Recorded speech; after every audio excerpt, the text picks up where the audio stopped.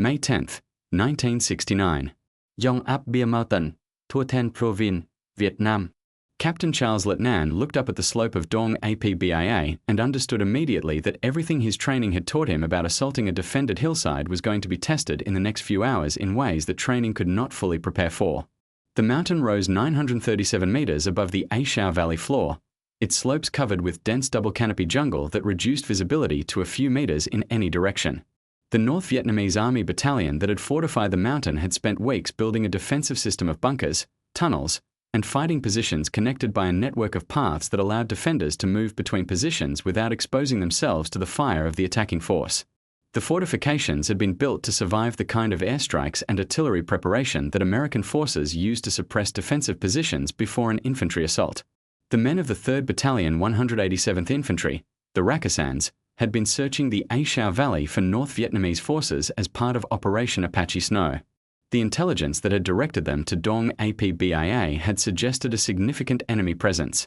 What it had not adequately conveyed was the scale of the fortification that the North Vietnamese Battalion had built on what the Americans would soon be calling Hamburger Hill. The first assault on May 10th was stopped by fire that the Americans had not expected from positions they could not initially locate because the jungle concealed them until they opened fire.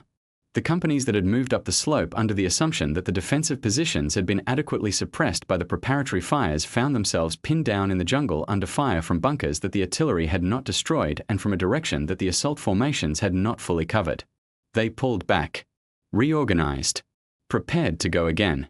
What followed over the next 10 days was one of the most intense sustained infantry engagements of the entire Vietnam War, a series of assaults against a mountain that the North Vietnamese had fortified with a thoroughness that the American intelligence had underestimated and that the American firepower had not destroyed, conducted by soldiers who went up that slope 10 times because they were ordered to and because the men beside them were going up and because American soldiers do not stop making the assault until the objective is taken or the order is changed. The order was not changed for 10 days. To understand Hamburger Hill, you have to understand what the Vietnam War was in May 1969 and why American soldiers were being ordered to take a mountain that nobody particularly needed. The war that had been going since American combat involvement began in earnest in 1965 had gone through its phases. The early optimism of the search and destroy operations, the shock of the Tet Offensive in January 1968, the political crisis that Tet produced in the United States, and the beginning of what the Nixon administration called Vietnamization, the process of transferring responsibility for the war to South Vietnamese forces. In the context of Vietnamization, the military logic of taking Hamburger Hill was attrition. The North Vietnamese Battalion on Dong Ap Bia represented a significant enemy force in a valley that had been used as a staging area and supply route for North Vietnamese operations. Destroying that force reduced enemy capability, even if the mountain itself was not strategically significant. The kill ratio that an assault on a prepared defensive position could produce, more enemy dead than American dead, was the metric by which American commanders measured progress in a war where territory was not being held and enemy formations were not being decisively defeated. Whether the logic was sound or whether the cost was proportional to the result has been argued ever since. What is not arguable is what the men of the 101st Airborne did on Dong Ap Bia between May 10th and May 20th, 1969. They went up the hill 10 times. The second assault on May 11th was halted by the same fire that had stopped the first, from positions that had survived the night's artillery preparation and that the jungle continued to conceal. The companies that reached the upper slopes found themselves in the specific hell of jungle combat where the enemy was everywhere, the jungle was thick and nowhere that you could see, where the fire came from bunkers that looked like the ground until they opened up from 10 meters away, where the grenades that were the most effective weapon at those ranges required the thrower to expose himself to fire from adjacent positions to throw them. The wounded from the second assault were evacuated by helicopter in conditions that tested the aviators as severely as the infantry. The landing zones on Dong Ap Bia were small clearings in the jungle, exposed to fire from North Vietnamese positions, with approach and departure routes that funneled the helicopters through terrain where the pilots had minimal maneuvering room. The medevac pilots who flew into Dong Ap Bia repeatedly during the 10 days of the battle flew missions that their training had designated as extremely hazardous, and that the specific geography of the mountain made more hazardous than the training designation captured. Warrant Officer Louis Rocca, a medevac pilot who flew 17 missions to Dong Ap Bia during the battle, described the approach to the landing zone in terms that the men on the ground recognized immediately. "You came in on a straight line because the trees didn't give you room to turn," Rocca said.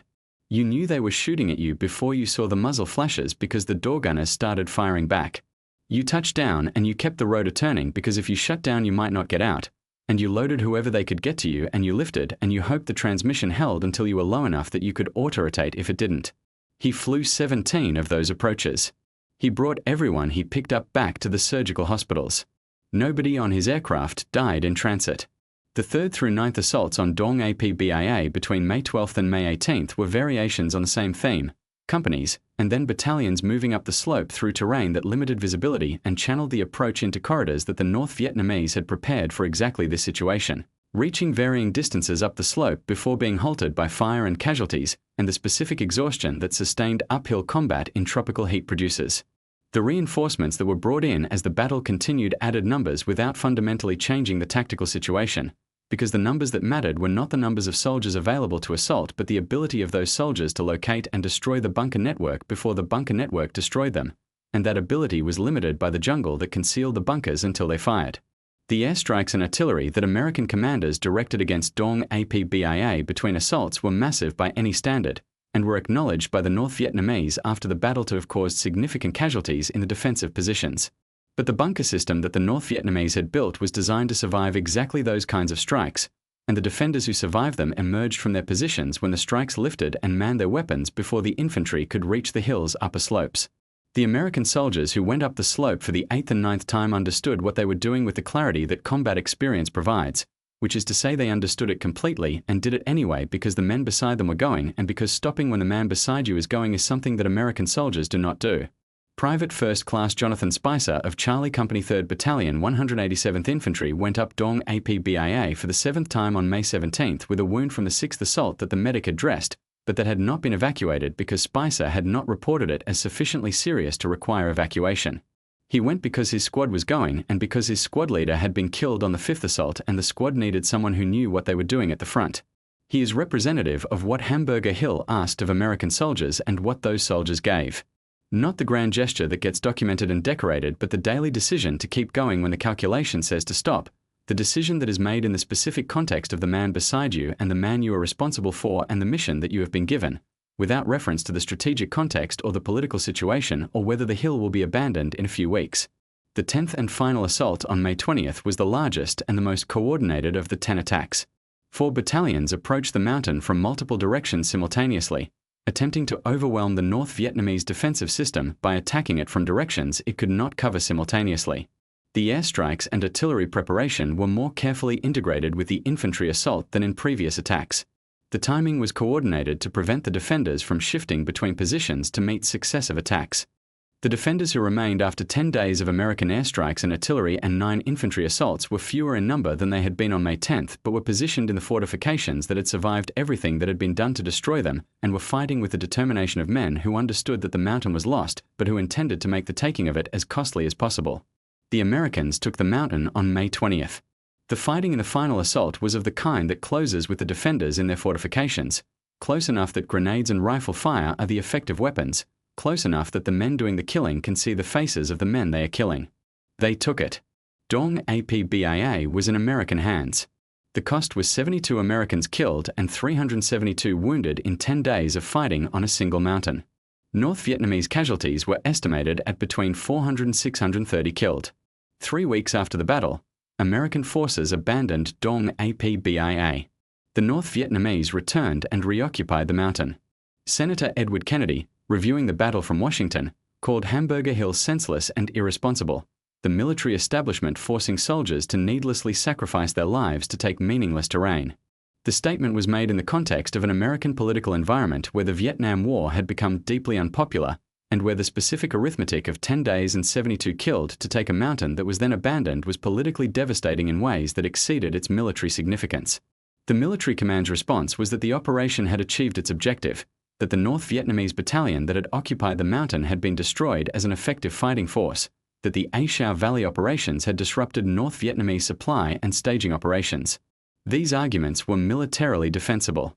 They were politically insufficient in the context of May 1969 in the United States. The soldiers who fought on Hamburger Hill had their own responses to the question of what the battle had meant, and those responses were more varied and more honest than the official assessments on either side of the political debate. Some were angry. Some were proud. Some were both simultaneously. Some declined to categorize what they had done in terms that the political debate required because the political debate was happening somewhere else and what had happened on Dong Ap Bia was too specific and too immediate and too personal to fit into the categories that the debate offered. Sergeant First Class Daniel Pratt, who had gone up the mountain 6 times and had been wounded on the 7th and had continued fighting, said in an interview decades later that he did not think of Hamburger Hill in terms of whether it had been worth it in a strategic or political sense. "I think of it in terms of the men," Pratt said. "The men who went up and didn't come down. The men who went up wounded and kept going. The men who went up 10 times. That's what I think about. Whether it was worth it in some larger sense, I can't tell you. What I can tell you is that those men did everything that was asked of them and more, and that nothing about what happened on that mountain diminished what they were." He was right. The question of whether Hamburger Hill was a military necessity or a political and strategic error is a question that historians and strategists can debate with genuine arguments on both sides. The question of what the soldiers who went up that mountain 10 times were is not a question that admits debate. They were American soldiers at the absolute limits of what soldiers can be asked to do, doing it, because the man beside them was doing it and because that is what American soldiers do. They took Hamburger Hill. Then they were ordered to leave it. They left it like soldiers, which meant in good order and carrying their dead. That was Hamburger Hill. That was the Vietnam War in its brutal middle phase, when the purpose was unclear and the cost was clear, and the men who paid the cost paid it with the same courage that American soldiers have always brought to the missions they have been given, regardless of the wisdom of those who gave the missions. The men of the 101st Airborne went up Dong Ap Bia 10 times. They took it on the 10th try. Then they left. What they were when they went up that mountain 10 times was what they were before and what they remained after. American soldiers. The best in the world at the specific thing that soldiers are asked to do. They went up the hill.